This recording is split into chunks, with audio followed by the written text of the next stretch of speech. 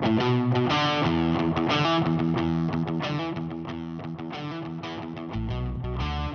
everybody, David G here, founder of the Internet Marketing Party, and I want you to keep watching for the next 5 to 10 minutes because my special guest who will be speaking in Austin is going to share with you the one thing that took his company from from scratch to $1 million to $20 million in revenue within 3 years.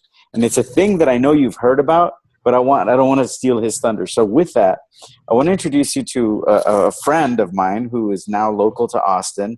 He's really talented. He started out as a freelance copywriter and got so good at that and saw the kind of success that was possible when you write good copy. Started his supplement company completely from scratch and took it from 1 million to 20 million in revenue within 3 years of starting. So the person that I'm talking about is, depending on which way this video renders, but to my right, or he's actually to my right when I look at it, but he's to my left. Either way, his name's Justin Goff. How you doing, Justin? Good, man. Thanks for having me. Dude, thank you. I got to say, when I found out you were moving to Austin, I was pretty stoked. And then when I saw that you came to the imparty, because you've always seemed kind of introverted to me, like kind of more of a quiet guy. And I know some hardcore introverts that are really good at marketing, and they just don't come to the party as much as I wish they did, because it's not, they'd rather just hang out with 2 or 3 people. So I'm glad that you attend the party on the reg and that you decided to say yes, because a lot of times when I'll ask an introvert to speak, they're like, I don't know, So anyway, glad to have you here. Welcome. And why don't you take it away? What are you going to be sharing with? I mean, I promised people you were going to share one thing during this interview, but then, shed some light on, like, what's the bigger picture you're going to share at the party?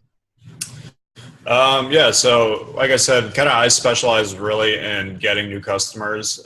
So whether that's through copy conversion, or just coming up with a really good hook for the product, that's kind of been my area of expertise. I have a partner who's really good at operations and traffic, so it's a very natural fit for us.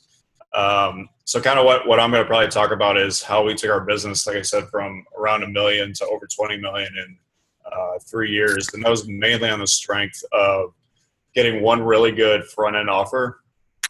We were able to get a really good front end offer to scale it. It worked really well on cold traffic. It works really well for affiliates. And that's kind of been the biggest thing for us. So we went from having a customer list of about 15,000 people to somewhere around 230,000 people in just under 3 years. Wow. So, I mean, when you do a lot of the same things you do on the back end that we were doing before, and now when you multiply that by 10 times the number of customers, obviously all that kind of stuff extrapolates, and you make a lot more money doing the exact same amount of work.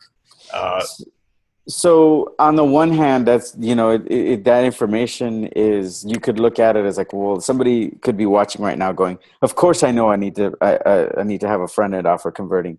But I think that when you have someone who within 3 years took a company to 20 million, it's not the information that matters, it's the source and the confirmation that matters. So if any of you at home are going like, really, that's the thing? I want to peel back a little bit and ask you, Justin, like, talk to that person that's watching right now going like, oh, big whoopee, yeah, I got to have a front end offer converting. Like, you know what I'm saying? Like, yeah, well, I mean, one of the issues is right when you're starting out, there's so many things that you want to do. So you're trying to do a lot of people do this. They're trying to launch like 5 different products. They're trying to work on copy on this one, upsells on this one. So that's kind of the wrong way to go about it, because realistically what you really want is to get as many sales as you can. So like right out of the gate, that should really be your only focus, is making sales. Because you can most of these businesses you can run by yourself and take them to 2, 3, 4 million, like you and an assistant, maybe one other like freelancer. You can take them pretty solid without bringing on a ton of people or hiring or infrastructure and all that kind of stuff. wow. Which is why I always recommend that right out of the gate, all you really focus on is generating customers. Because when you boil it down, so let's say you got 20,000 customers in that first year. Mm-hmm. Let's say you broke even on getting all those. So you literally did not make any money in profit. a lot of people kind of look at that and think that business is a failure, but anybody who's like really smart, who understands these businesses, realizes, okay, you got 20,000 customers now. That's a legit business. Like you're going to be able to make easily probably 6 figures promoting back-end products, affiliate products, the next product you come out with to that list. So that's kind of, a lot of people don't think in that terms, but that's kind of the model we go on, which is try to acquire customers at break even and then make all the money on the back end. Yeah, I mean, it's cool to hear, because a lot of times I think people get sucked into the thing that attracts them is the number, right? Like 1 to 20 million, you know. But then to hear the strategy that you use to get there, because I mean that mirrors Eben Pagan used to pay out 100% affiliate commission on his products back when he was a full-time info marketer. And you see a lot of a lot of even the big box companies, they'll do loss leaders to bring you into the store, because they, or a restaurant that says, Yep. you know, hey, buy one get one free, or come in for a free Frosty or whatever. They know you're not just going to take that and leave, you know. So good stuff. As far as the principle goes, how would you peel it back a little further by way of how to do that? Like where do you see? You've already, layer one that you peeled back is most people are sitting there trying to hedge their bets and focus on 3, 4, 5 offers, and they're working on multiple facets of each of them. And you're saying that's not the way. The way is to focus on one until you get it, even if you're breaking even. So what do you believe once somebody commits to doing that is the next layer of like where they tend to get stuck? Even if they say, no, I'm going to commit to that one front end offer. Right. Where do you see people?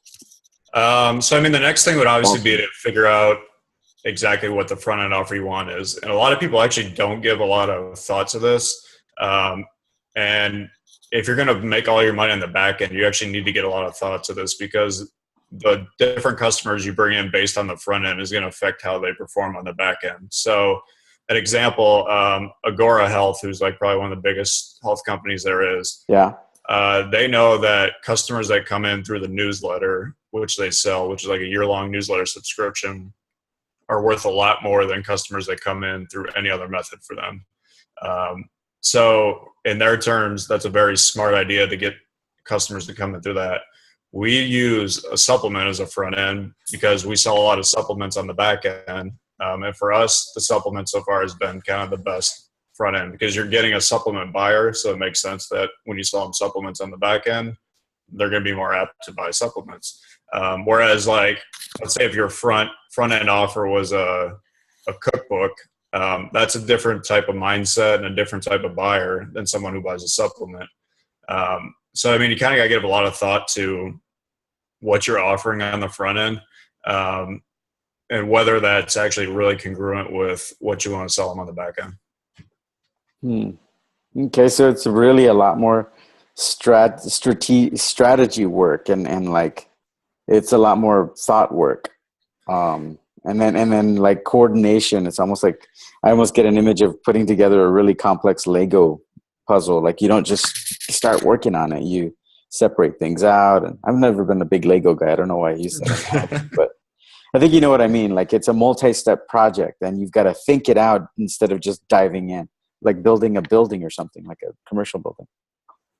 Yeah, I mean, you'll see it with. So if you're doing, so let's say you do books, getting people in on a book, right, is obviously going to be what you want to do, because they're obviously more prone to be book buyers.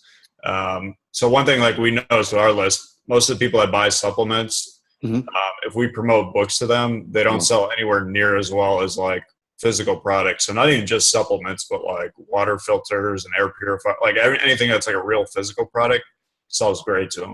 But books don't really work that well to our list. It's interesting because it mirrors in sales. There's people that are good at selling tangibles, and there's like, you know, like actual refrigerators and washing machines and cake and Coca-Cola versus intangibles, insurance, you know, mainly insurance and warranties and services and things that you can't put your fingers on, but they still are important.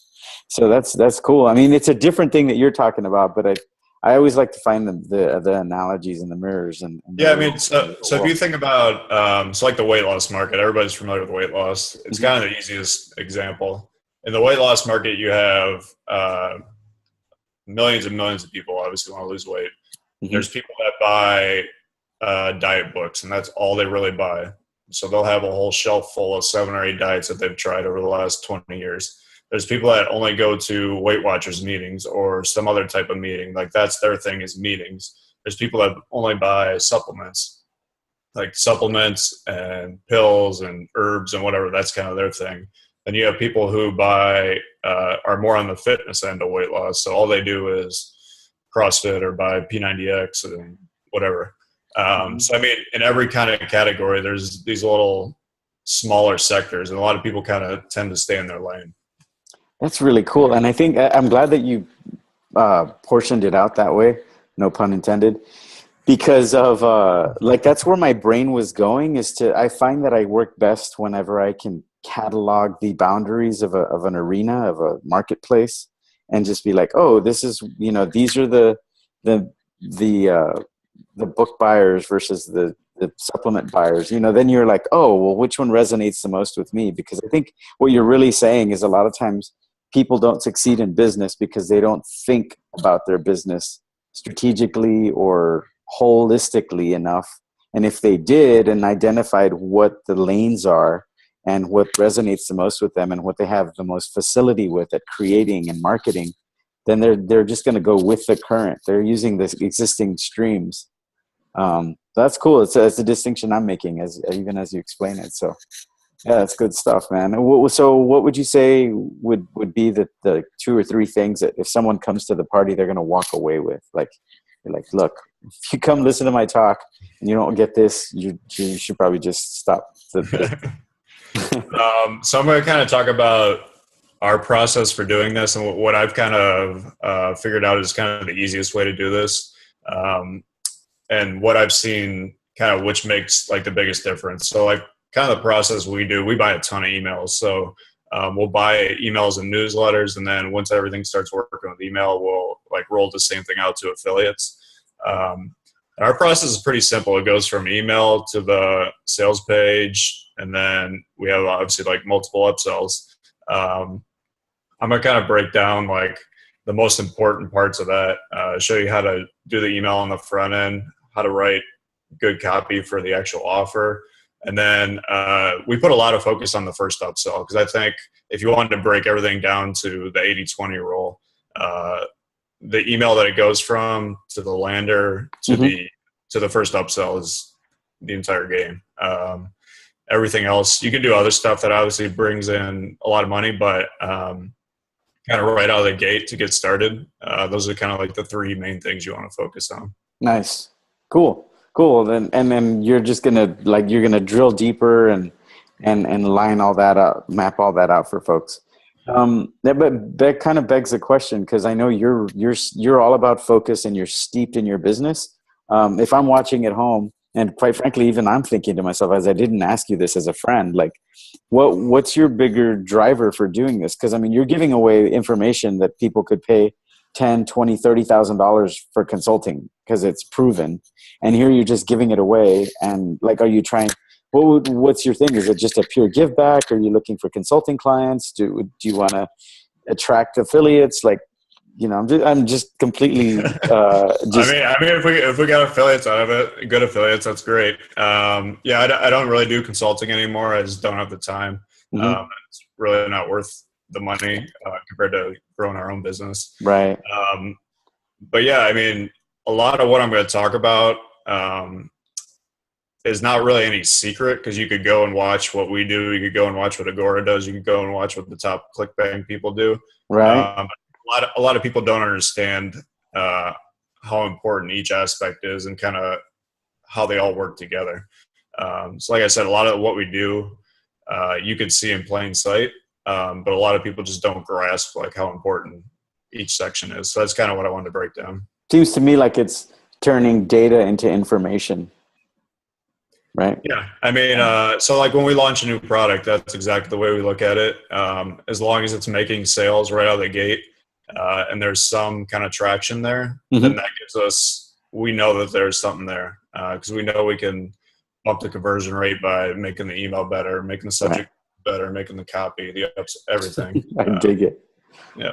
Good stuff. Good stuff. Well, cool. Well, I hope that that those of you at home watching have gotten a gist of who Justin is, and that you get that what he's going to share is really for people who are focused on building a real business that's an asset that could be sold. Not that that's why you would build it, but if the kind of the way that Justin is doing his business and will be showing you will allow you to create an asset that can be sold. It'll allow you to have a lifestyle that most people would only dream of, and it'll allow you to know what you're doing with confidence, so that as you take steps, you aren't just hoping and wishing that it works. All he's going to do is validate the components of all the marketplace that you could see, and he's going to go, this part's important, this part's important, this part's important. The rest of it's all filler. So fluffer's a different thing. And so anyway, I'm stoked to have you, Justin. And any parting words before we get back to celebrating New Year's Day, which is when we shot this video? Yeah. So, I mean, the number one thing when you talk to anybody who's in internet marketing is they want to get more customers. They want more customers. They want more sales. So that's kind of exactly what I'm going to focus on. Show you exactly how to get more sales, how to up the average order value of your sales, so you can buy more traffic. So that's kind of what the main focus is going to be. Sweet. Well, we'll see you. And the date of the party in March is a little different. It's going to be, I believe the 3rd. Do you have it in front of you? I should have had that, but let's see. It'll be March. I got it done. 23rd. March 23rd. So it's the 3rd Thursday of March. Actually, the 4th, because March has 5 Thursdays in it. So it'll be cool, man. Have that'll be a big party month for us. South by Southwest, San Diego, traffic and conversion. And for those of people that go to Baby Bathwater, and it's just gonna be like all networking all the time. Nice. It'll be cool to have you, man. In spirit of all that networking. Cool. So with that, bid everybody good morning, good afternoon, or good night. Get back to making some more money and creating that one front end offer, as Justin just shared that wisdom with you. If you don't go do that, then just go get a job. All right. See you guys. See you, man. Bye.